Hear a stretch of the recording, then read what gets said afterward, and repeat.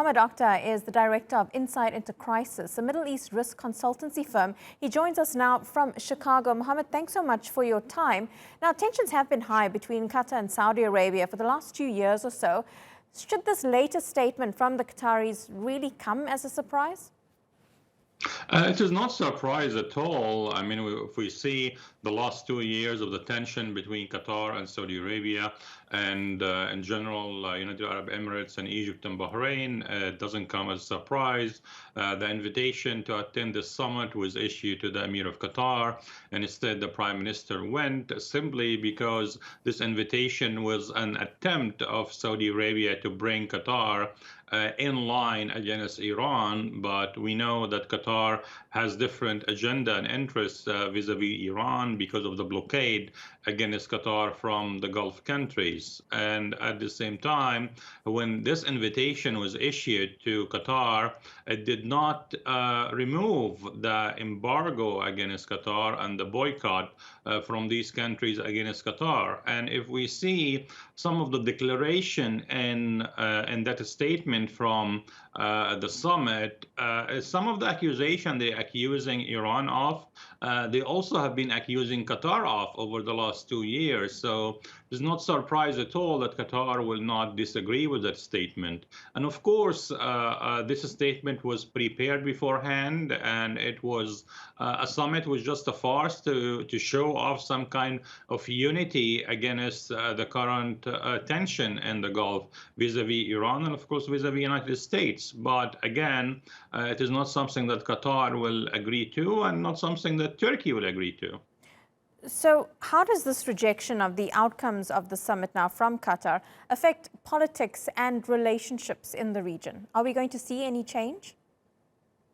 I don't think any change will happen. I think it will continue the boycott of Qatar, although Qatar now have a better position to try to end this blockade by standing firm on the issue and regarding of their own sovereignty, of the issues of Iran, and of course the issue of Al Jazeera channel. I think the Saudis are going to try again with to bring Qatar in line, but that ship had sailed for a couple of years now, and Qatar had managed to work around the embargo and work around the boycott.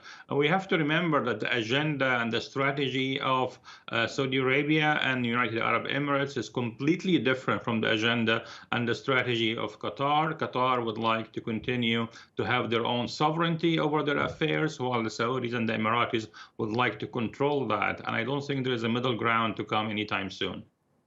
Certainly will be a bit difficult with no middle ground for them to come to here. And what happens from here? Saudi Arabia is, of course, a bit of a power player in the region. They've got alliances with several other countries, including Egypt and the UAE. Is this group likely to get its way, so to speak?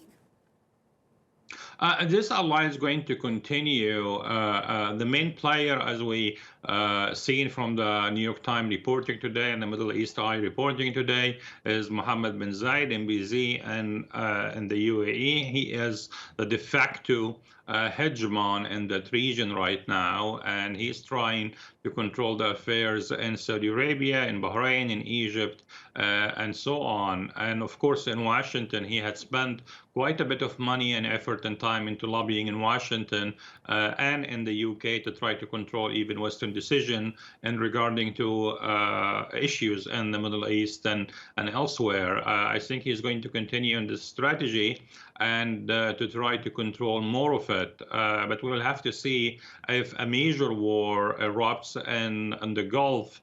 We've seen how Iran managed to strike back from the mining of 4 tankers and, of course, through the Houthis in Yemen against the pipelines in Saudi Arabia.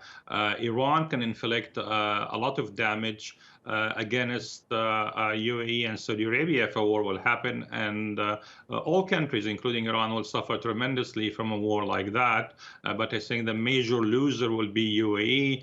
Their economy is dependent on exporting oil and in tourism and aviation and regarding to Dubai. And any war in that region will affect their economic situation terribly.